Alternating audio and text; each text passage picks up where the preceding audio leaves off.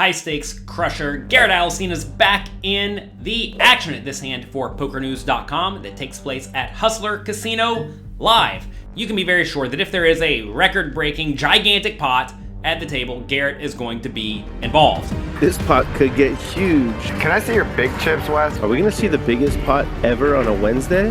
We're gonna see a 190K pot, most likely. He's usually the one schooling his opponents left, right, and center, but in this particular hand, will Garrett be the one back at school? It's overplayed. What did you say? Wesley's ecstatic, staring down the toughest player in the game, not just this one. You're gonna see what Garrett's made of here. Is Wes the new Dylan? Let's find out.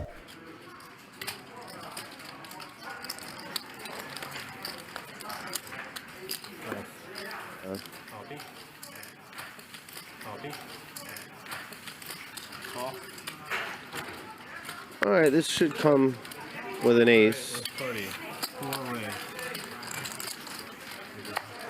Or a jack. Well, we're playing at Hustler Casino Live, so you can count on there being some wild action. Here we have Garrett raising it up under the gun with the pocket fours, which is perfectly reasonable. Boris in the cutoff, splashing around with the ace-2 offsuit. Boris, I would tell you, ace-2 offsuit is not a hand that you can profitably call in this scenario because you're going to be very, very, very, very dominated. All right, we have Eli on the button, 3-bet it to 1,300, which I think is a little bit too small. You have to realize when you make it only 1,000 more, your opponents are all going to call, and you don't really care if they fold, especially if you're going to be 3-betting with hands like ace-jack. But I do like the idea of 3-betting a hand like ace-jack, so that's fine.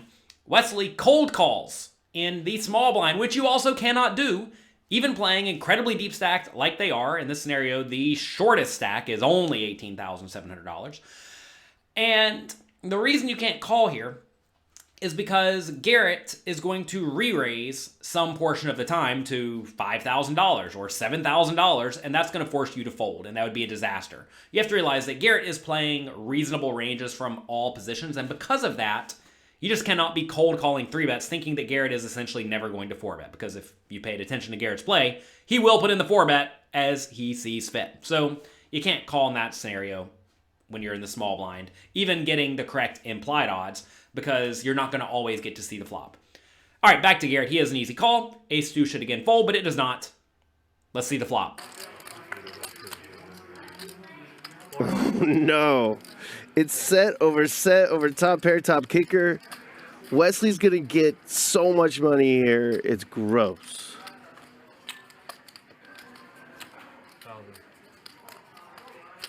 And Boris has a wheel draw. He's going to call. Or bet, I should say. I didn't sell it well enough for Eli. He's in trouble. What if Wesley just calls? You're going to see what Garrett's made of here. He just got overset on West Side Wednesday. Ball 3,500. And this is going to be problematic. Boris makes a rather interesting lead for a small bet with the ace-2. I mean, sure, fine. Eli goes for the raise, which I think is fine with ace-jack on jack 5-4. You have to realize that ace-jack is almost always the best hand in this scenario, and it's pretty easy to get called by worse hands as long as you don't make it too big. And Eli did not make it too big, so I think this is actually a pretty sweet raise in his spot. And then Wesley gets tricky in the small blind.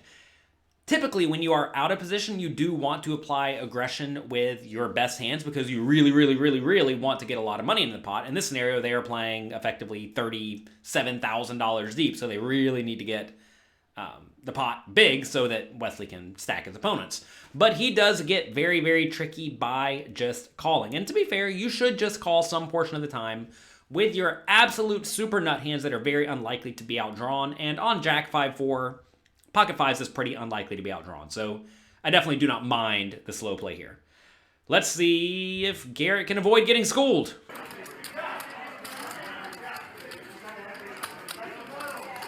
This pot could get huge. Uh-oh. Price went up. 14 large. Kind of like I mentioned that Wesley should raise a decent amount of the time on the flop due to being out of position with a hand that is, a little bit vulnerable. Garrett's in the same scenario, except for now he knows there's going to be multiple players in this pot, so I definitely think that Garrett needs to put in the raise. I think slow playing at this spot would make no sense, and you got to realize, even though Garrett has about 0% equity in this hand, he has the best hand in this spot almost every time. Let's see how the rest of the flop plays out, and you can be pretty sure we're going to see the turn. Eli's in a bad spot.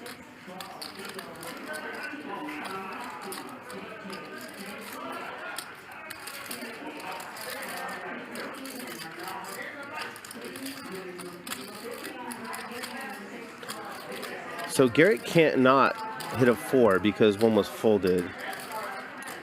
That's why he has 0%.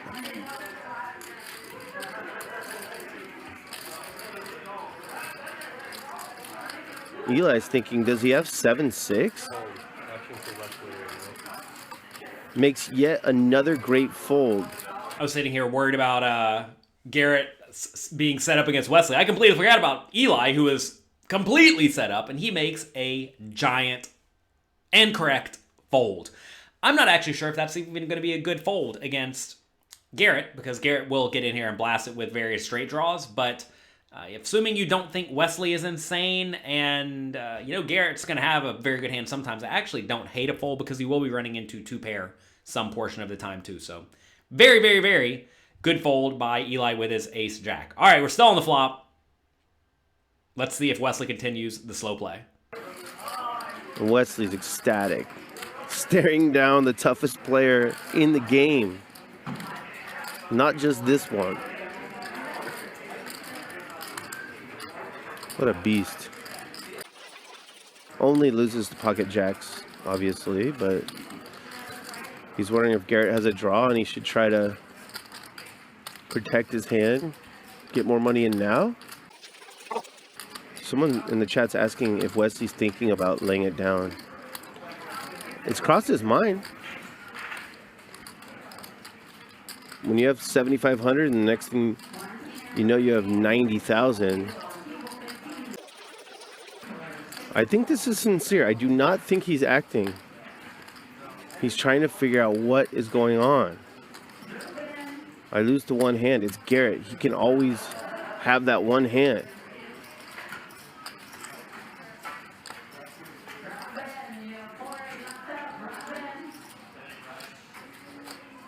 I have a horrible feeling Wesley's going to fold.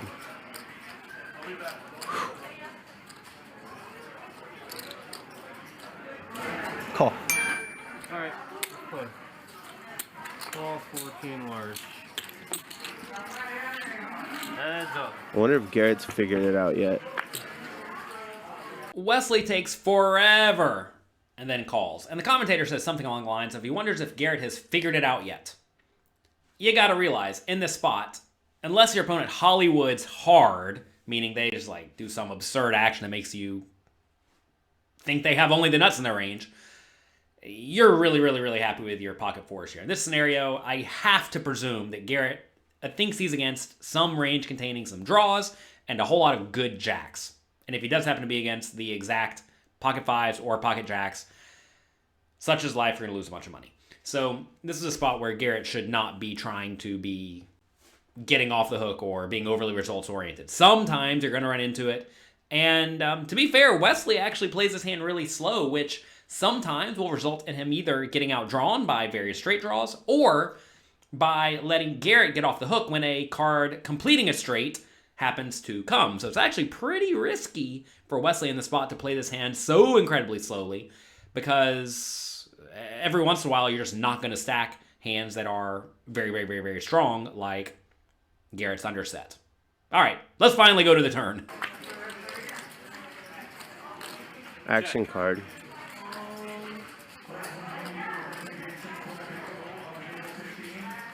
Can I see your big chips, Wes? I can't see just the greens, I guess. Can you just move the greens in front? Yeah. Are we going to see the biggest pot ever on a Wednesday? Thanks.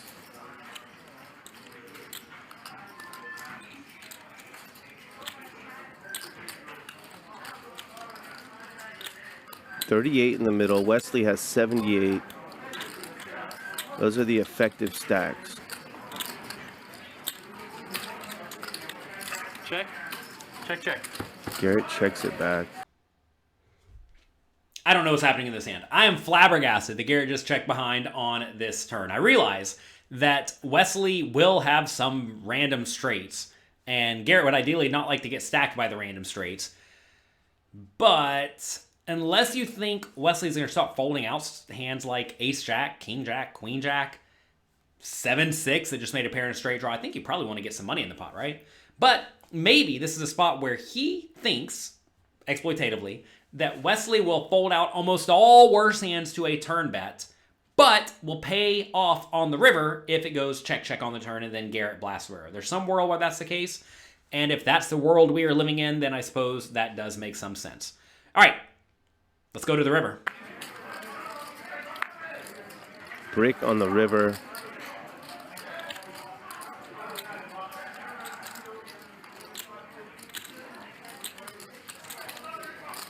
Think this will go bet call. Check. No? Check? If he checks his back, this is sick. What do you think Garrett should do here on the river? Should he check, bet small, like only $12,500? Should he bet medium, like $18,500? Or should he bet large, like all in, $77,700? Let me know in the comments below.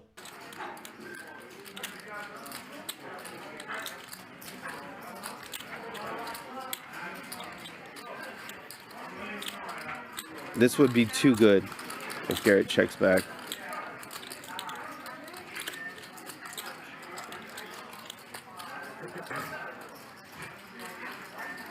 All in. All in. Oh, man. Garrett goes for the massive overbet, and I think it's actually a pretty good bet, especially given his general tendencies of liking to use very large bet sizes. And to be fair, the game theory optimal strategy in a lot of spots is to use gigantic bet sizes, but most people do not do that nearly often enough. But Garrett is a master of it. Hollywood job. Couple hands got there on the turn to beat the 3-5s. Garrett is begging for a call in his mind. It's a lot of money. You've been winning all night, hand after hand after hand. If you're beat here, it's all gone. If you're ahead, you're the champion. This shows how tough it is to play super high stakes, super deep against the very best at it. Garrett's not bluffing, but this might work as a bluff.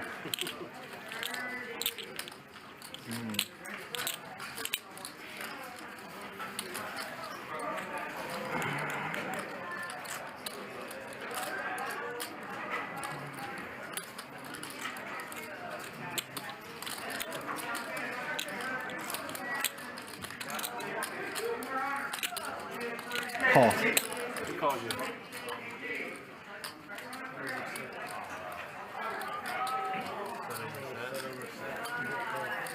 Wesley went over 100,000.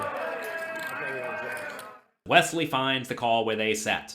Obviously, easy call with a set. Don't go around folding sets, even for a lot of money, even for 2x pot when various backdoor draws come. You have to realize that Garrett has basically no 9/8s in his range, and he may even make this play with some like random Jack 10 every once in a while. He may decide to bluff with 7-6 every once in a while, and very importantly, he could be value shoving with worse hands like pocket 4s.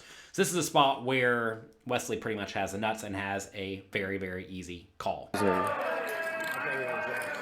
saw he has jacks. I thought he had jacks. No, he don't have jacks. I figured out. The hand's over. Why are we still here? Oh, you need to click the like and subscribe button below. There's something else? Oh, well, let's see what happens. 30, 40. It's an overplay. What did you say? I think so. It's an overplay. More coaching.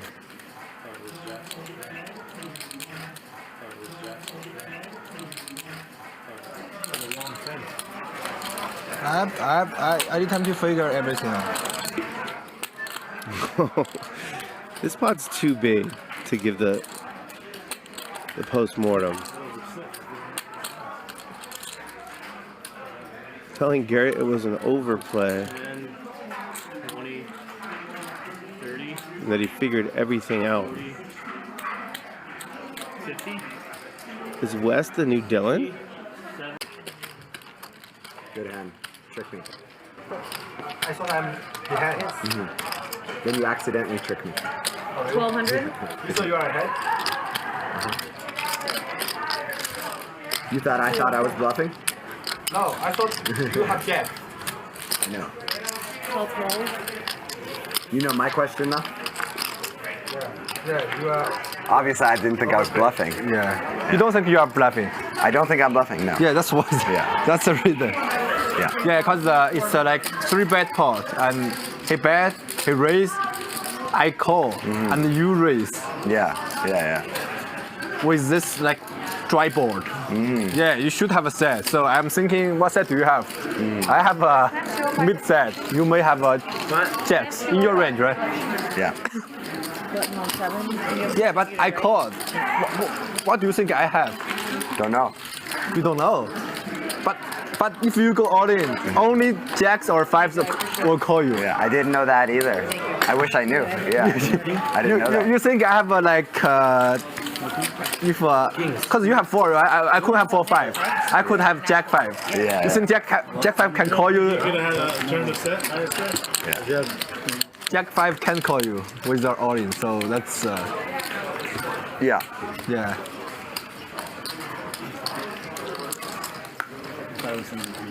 Somehow, after Wesley wins a gigantic pot from Garrett, he decides to tell him that he drastically overplayed his marginal bottom set because only better hands will call. And listen, we will get into live pro strategy here for all of you. I don't know anything about Wesley, but people who want to talk about the hands at the table are usually players who are excited about poker. They're working hard to improve their skills. They want to discuss the game. And you're going to find that that is usually not professional players. I'm not talking about Wesley here at all. I don't know anything about Wesley. So Wesley, if you're here watching this, please do not be offended by anything I'm about to say. Typically, when people want to say things like that, they're usually looking for validation or to help out their new friend or to, they're trying to develop camaraderie. Maybe they're trying to needle Garrett a little bit. Who knows? But what is your play if you are the good, strong, world-class professional like Garrett? Well, the answer is to sit there and smile and talk back nicely and let your opponent do what they want to do. There's this equation that happens in a lot of games. The good players trade an experience for money from the bad players. The bad players trade their money for an experience. They want to have a good time. They want to get their gamble on. So, assuming you want to be a professional who has good longevity, especially in today's games where a lot of them are private or you may have a difficult time getting into, you, as a good, strong professional, need to give the recreational players exactly what they want.